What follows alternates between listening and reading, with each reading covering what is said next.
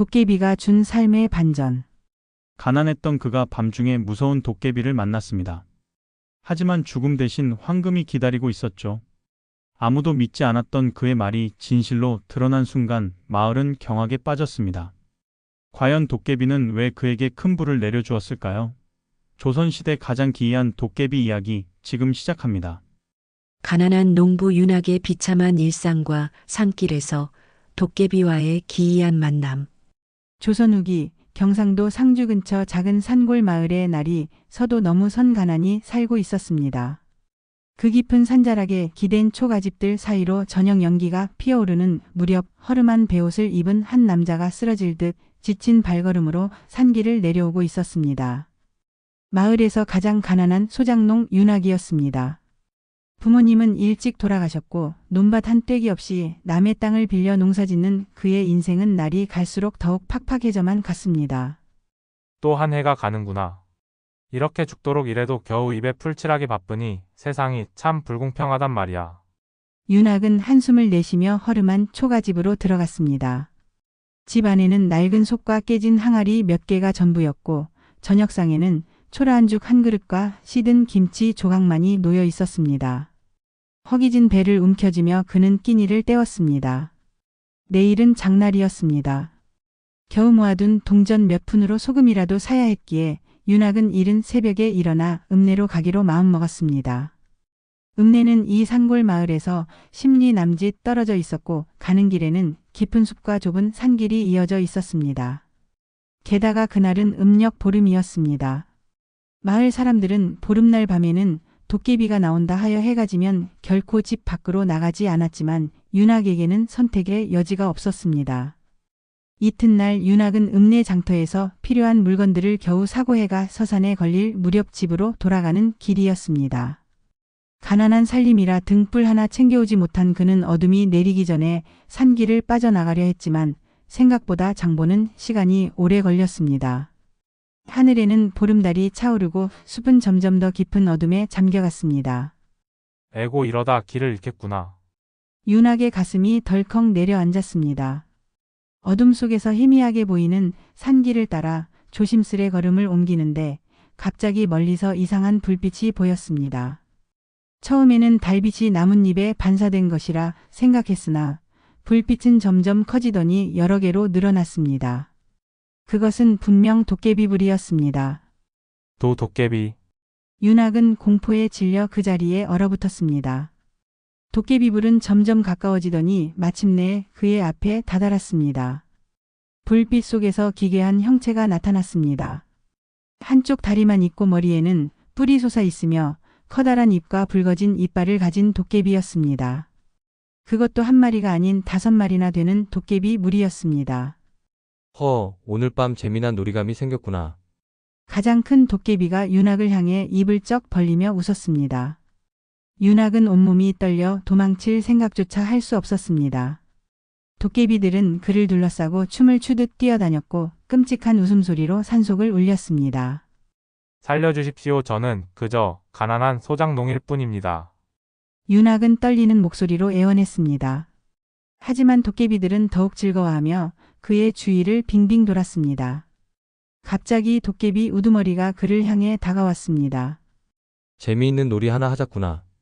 내가 이기면 목숨을 살려주마 어떠냐? 윤학은 간신히 고개를 끄덕였습니다. 도깨비는 손가락을 튕겨 불빛 하나를 만들어냈고 그 불빛은 점점 커져 환한 달빛 아래 작은 마당을 만들어냈습니다. 도깨비들은 둥글게 둘러앉았고 윤학은 그 가운데 서게 되었습니다. 자, 이제 시작이다. 내가 내는 수수께끼를 맞추면 살려주지. 하지만 틀리면 흐흐. 도깨비의 눈이 붉게 빛났고 윤학은 죽음의 공포를 느꼈습니다. 산속 깊은 곳 보름달 아래에서 목숨을 건 수수께끼 대결이 시작되었습니다. 목숨을 구하기 위한 윤학의 기지와 도깨비가 준 금은 보화의 선물. 이 세상에서 가장 어려운 일이 무엇인지 아는가? 도깨비 우두머리가 윤학에게 첫 번째 수수께끼를 던졌습니다. 윤학은 잠시 생각에 잠긴 후 목숨을 걸고 대답했습니다. 가장 어려운 일은 자신의 마음을 다스리는 것입니다. 배고픔 앞에서도 욕심 앞에서도 두려움 앞에서도 마음을 다스리는 것만큼 어려운 일은 없기 때문입니다. 도깨비들은 잠시 침묵했다가 갑자기 웃음을 터뜨렸습니다. 과연 그렇구나. 첫 번째는 통과다. 도깨비 우두머리는 두 번째 수수께끼를 냈습니다. 이 세상에서 가장 무서운 것은 무엇이냐? 윤학은 지금 자신이 처한 상황을 생각하며 대답했습니다. 가장 무서운 것은 희망이 없는 절망입니다. 그것은 죽음보다 더 무섭습니다. 저는 가난하지만 항상 내일은 더 나아질 것이라는 희망이 있었기에 지금까지 살아올 수 있었습니다. 도깨비들은 또다시 놀라움에 찬 눈빛을 교환했습니다.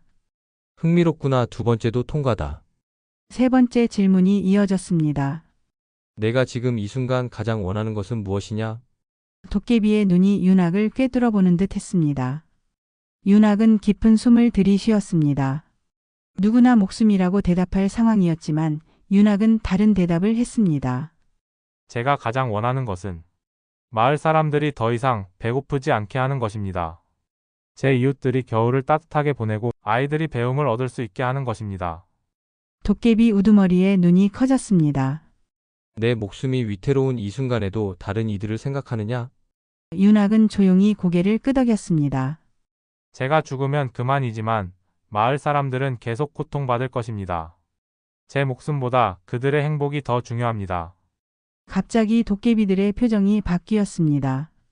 처음에는 기괴하고 무서웠던 그들의 얼굴에 존경의 빛이 스쳤습니다. 도깨비 우두머리가 크게 웃으며 말했습니다. 100년 만에 만난 진정한 사람이로구나. 정직하고 이웃을 생각하는 마음씨, 그리고 지혜까지. 너 같은 사람이 가난하게 사는 것이 이상하다. 그러더니 도깨비들은 갑자기 춤을 추기 시작했습니다. 그들이 춤을 출 때마다 땅에서는 이상한 빛이 나기 시작했고 윤학의 앞에 하나둘 금빛 덩어리들이 쌓이기 시작했습니다. 그것은 순금 덩어리였습니다. 도깨비들은 계속해서 춤을 추며 금덩이를 만들어냈고 이내 윤학 앞에는 작은 산처럼 금덩이가 쌓였습니다. 이게 다 뭐지요? 윤학은 믿을 수 없다는 듯 물었습니다. 너의 정직과 선함에 대한 보상이다. 이 금은 모두 내 것이니 마음껏 사용하거라. 하지만 명심해라. 욕심에 눈이 멀면 이 모든 것이 사라질 것이다. 내가 말한 대로 마을 사람들에게 도움이 되는 일에 써야 한다. 도깨비 우두머리는 윤학의 어깨를 툭 치며 말했습니다. 이제 너는 부자가 되었다. 하지만 부는 언제나 책임을 동반한다는 것을 잊지 마라. 사람들은 내가 갑자기 부자가 된 것에 의문을 품을 것이다. 그때 너는 어떻게 설명할 것인가? 윤학은 잠시 생각하다가 답했습니다. 진실을 말하겠습니다. 도깨비님들을 만나 수수께끼를 풀고 이 보물을 받았다고요. 도깨비가 크게 웃었습니다. 사람들이 믿을 것 같으냐? 그들은 너를 도둑이라 할 것이다. 하지만 걱정 마라. 때가 되면 우리가 다시 나타나 내 결백을 증명해 주마. 그때까지 용기를 잃지 말고 내 마음을 따르거라. 말을 마친 도깨비들은 한바탕 웃음을 터뜨리더니 하나둘 도깨비불로 변해 하늘로 사라졌습니다. 윤학은 어둠 속에 홀로 남겨졌지만 그의 앞에는 달빛 아래 반짝이는 엄청난 양의 금덩어리가 놓여 있었습니다. 이게 꿈인가? 윤학은 떨리는 손으로 금덩이 하나를 만져보았습니다. 차갑고 묵직한 감촉이 손끝에 전해졌습니다. 꿈이 아니었습니다. 그는 정말로 엄청난 불을 손에 넣은 것입니다. 윤학은 어떻게든 이 많은 금을 운반해야 했습니다. 하지만 한 번에 모두 가져갈 수는 없었습니다. 그는 먼저 자신이 들 수 있는 만큼만 짊어지고 집으로 향했고 나머지는 그 자리에 숨겨두기로 했습니다. 산길을 내려오며 윤학은 계속해서 자신이 경험한 일이 현실인지 의심했습니다. 하지만 등에 짊어진 금의 무게는 분명한 현실이었습니다. 집에 도착한 윤학은 금을 방 한구석에 숨겨두고 잠을 청했지만 흥분된 마음에 도저히 잠을 이룰 수 없었습니다. 그는 밤새도록 도깨비의 말을 곱씹었습니다. 부는 언제나 책임을 동반한다. 윤학은 자신이 받은 이 큰 행운을 어떻게 사용해야 할지 깊이 고민했습니다. 이튿날 아침 윤학은 가장 먼저 마을에서 가장 가난한 과부 집에 쌀을 보냈습니다. 그리고 아픈 아이가 있는 집에는 약값을 전해주었습니다. 그는 도깨비에게 한 약속을 지키려 했습니다. 하지만 곧 마을에는 소문이 퍼지기 시작했습니다. 윤아기가 갑자기 돈이 생겼대. 어떻게 그렇게 많은 돈이 생겼지?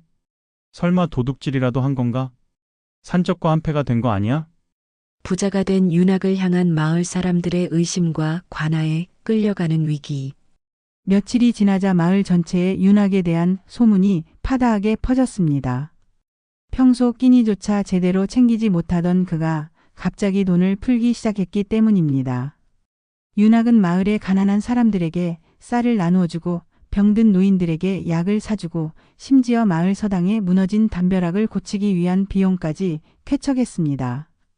하지만 그의 선행이 늘어날수록 마을 사람들의 의심도 깊어갔습니다. 어디서 그렇게 많은 돈이 생겼을까? 정직하게 번 돈이 아닌 게 분명해. 마을 부자인 최진사가 사람들 앞에서 윤학을 공개적으로 의심했습니다. 최진사는 평소 윤학에게 터무니없이 높은 소장료를 받던 인물이었습니다. 그자가 내 창고를 털었을지도 모르오. 한 달 전 제 금괴가 사라졌는데 때마침 윤학이가 돈을 뿌리고 다니지 않토? 의심은 곧 비난으로 바뀌었고 급기야 마을 사람들은 윤학을 관아에 고발했습니다. 하루는 포졸들이 윤학의 집으로 들이닥쳤습니다. 그들은 집안을 샅샅이 뒤지기 시작했고 결국 방바닥 아래 숨겨둔 금덩이를 발견했습니다. 이것이 증거다. 내 놈이 최진사댁 창고를 터는 도둑이로구나. 포졸들은 윤학의 손을 결박했습니다.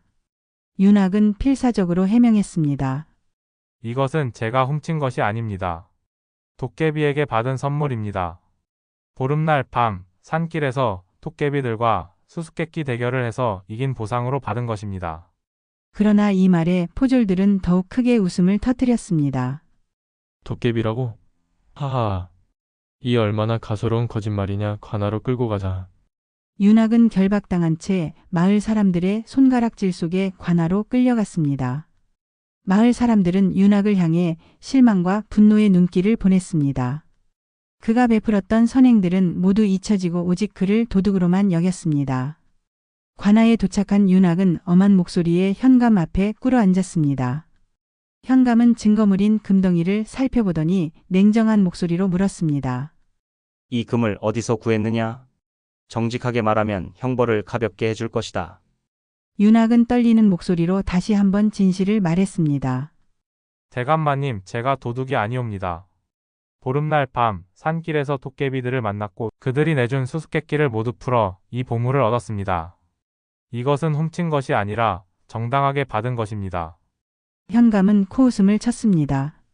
도깨비 이야기로 관청을 기만하려 하다니 내 죄가 더 무거워졌도다. 당장 곤장 30대를 치고 나머지 이야기는 그 후에 듣겠다. 포졸들이 윤학을 끌어내려는 순간 갑자기 관아의 문이 활짝 열리며 강한 바람이 불어닥쳤습니다. 초들이 일제히 꺼지고 관아는 순식간에 어둠에 잠겼습니다. 그리고 그 어둠 속에서 이상한 웃음소리가 들려오기 시작했습니다. 흐흐, 사람들이 참으로 어리석구나. 윤학은 그 웃음소리를 알아차렸습니다. 도깨비들이 돌아온 것입니다. 도깨비의 재등장과 윤학의 결백을 증명하는 놀라운 반전. 관아 안에 퍼진 어둠 속에서 붉은 도깨비 불들이 하나둘 나타나기 시작했습니다. 처음에는 콩알만 한 크기였던 불빛들이 점점 커지더니 결국 5마리의 도깨비 형체로 변했습니다. 포졸들은 공포에 질려 뒷걸음질 쳤고 현감은 관복 소매로 얼굴을 가린 채 벌벌 떨고 있었습니다. 감히 우리가 선택한 사람을 괴롭히다니, 이놈들아. 도깨비 우두머리가 크게 소리치자 관아의 기둥이 흔들릴 정도였습니다. 그는 위험 있는 걸음으로 현감 앞으로 다가가 말했습니다. 윤학이라는 사람은 도둑이 아니다. 그는 우리 도깨비들이 100년 만에 만난 진정으로 선하고 정직한 사람이다. 우리는 그에게 수수께끼를 내었고 그는 지혜롭게 모두 풀어냈다. 그 보상으로 우리가 금을 준 것이니 이는 훔친 것이 아니라 정당하게 얻은 것이다. 도깨비의 말에 관아는 숨소리조차 들리지 않을 만큼 조용해졌습니다. 현감은 떨리는 목소리로 물었습니다. 증명해 보시오. 당신들이 진짜 도깨비라는 증거를. 도깨비 우두머리가 손가락을 한번 튕기자 관아의 마당에 갑자기 수십 개의 금덩이가 나타났습니다. 그 양은 윤학에게 준 것보다 훨씬 많아 보였습니다. 이것으로 충분하겠느냐? 아니면 더 필요하더냐?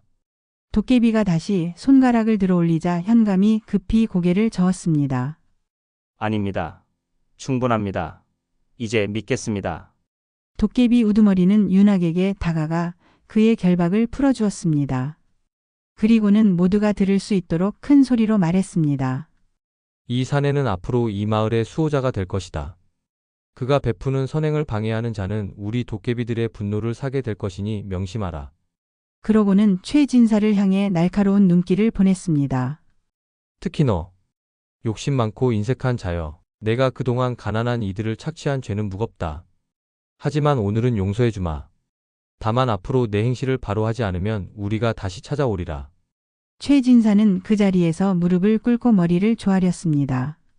도깨비들은 만족스러운 듯 웃으며 하나둘 다시 도깨비불로 변해 하늘로 사라졌습니다.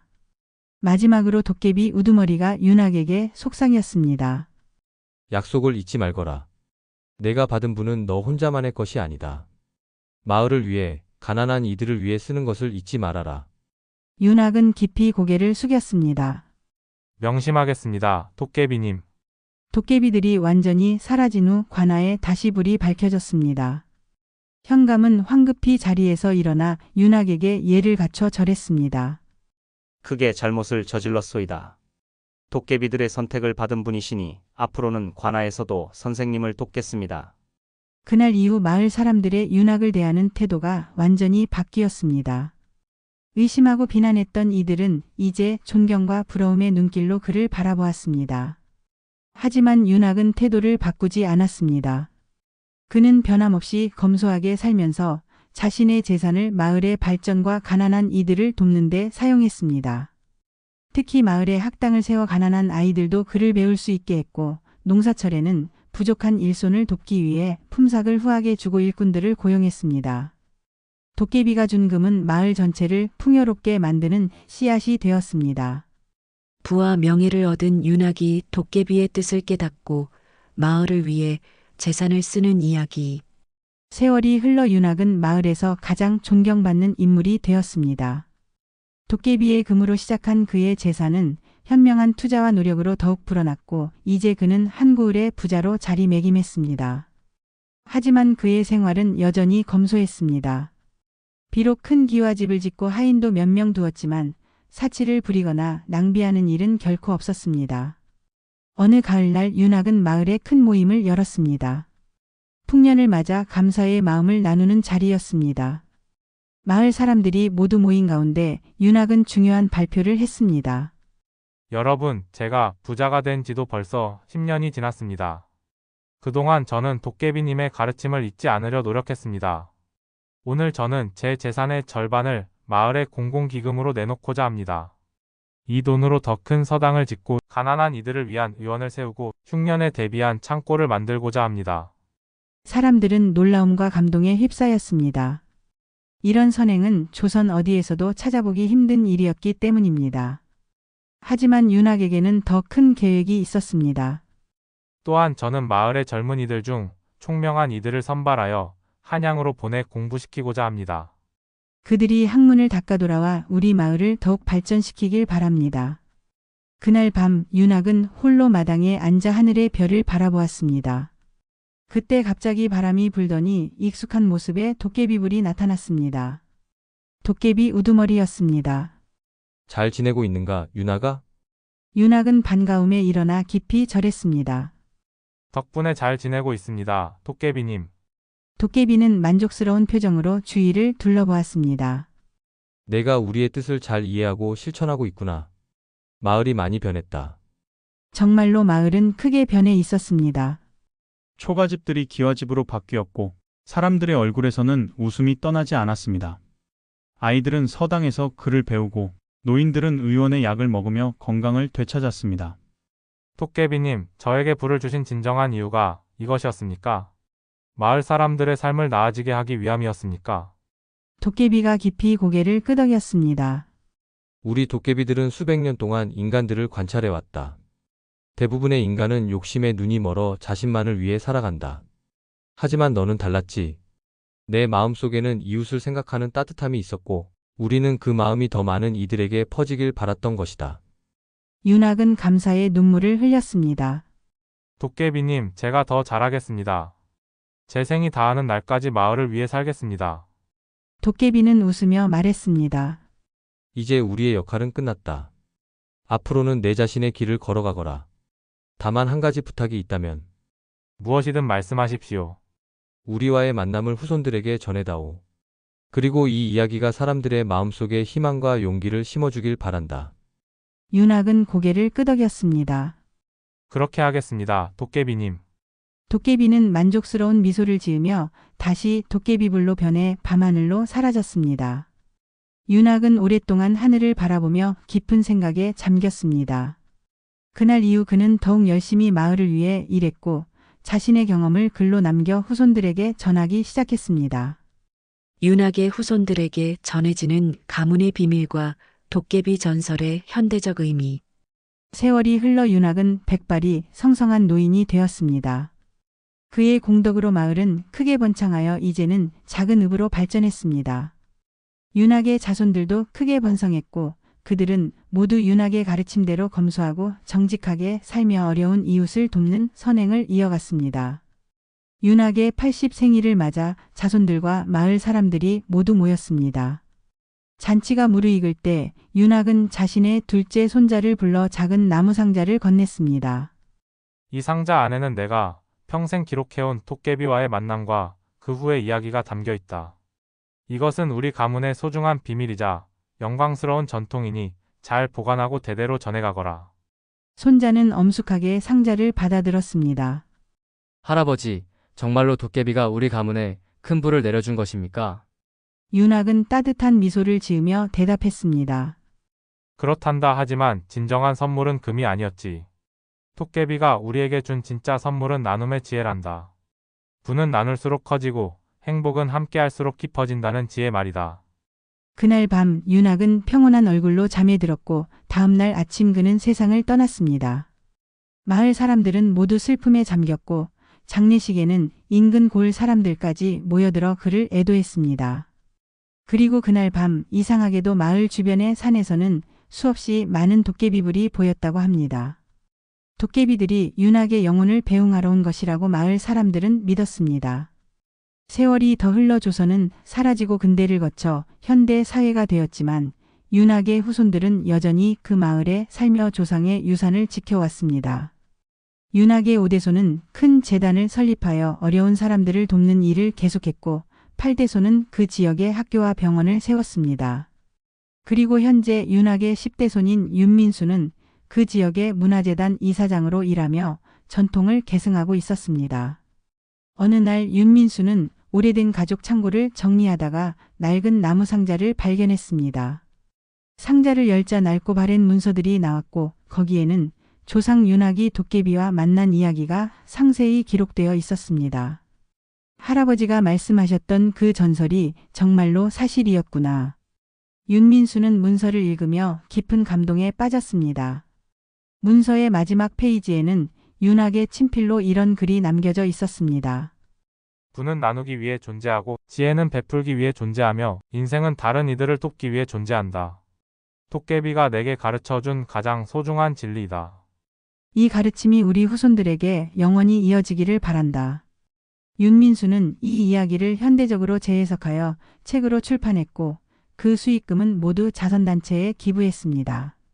그의 책은 많은 사람들에게 감동을 주었고 점점 더 많은 이들이 나눔과 배려의 가치를 실천하기 시작했습니다. 어떤 이들은 이 이야기가 단지 상상 속의 전설이라고 말하기도 합니다. 하지만 윤학의 후손들은 알고 있습니다. 진정한 부는 금은 보화가 아니라 나눔의 기쁨이며 진정한 행복은 홀로 누리는 것이 아니라 함께 나누는 것이라는 도깨비의 지혜를. 그리고 지금도 가끔 마을 뒷산에서는 보름달이 뜨는 밤이면 붉은 도깨비불이 춤추는 것을 볼 수 있다고 합니다. 여러분, 오늘 들려드린 위기를 기회로 도깨비가 준 삶의 반전 이야기 어떠셨나요? 가난한 농부 윤학이 도깨비와의 만남을 통해 부를 얻고 그 부로 마을 전체를 변화시킨 이 전설은 단순한 예시 이야기가 아닙니다. 진정한 부의 의미와 나눔의 가치를 담고 있는 지혜의 이야기이지요. 여러분의 인생에도 때로는 위기가 찾아올 수 있습니다. 하지만 그 위기를 어떻게 대하느냐에 따라 인생의 큰 전환점이 될 수도 있습니다. 윤학처럼 정직하고 이웃을 생각하는 마음을 잃지 않는다면 우리 모두의 삶에도 기적 같은 반전이 찾아올지 모르겠습니다. 다음 이야기 재물 대신 지혜를 택한 남자와 도깨비의 계약에서는 또 다른 놀라운 도깨비 전설을 들려드리겠습니다. 조선시대의 한 선비가 도깨비와 맺은 특별한 계약, 그리고 그 계약이 가져온 예상치 못한 결과는 과연 어떤 것이었을까요? 다음 편도 많은 기대 부탁드립니다. 구독과 좋아요, 알림 설정 꼭 부탁드리며 댓글로 여러분의 생각도 들려주세요. 감사합니다.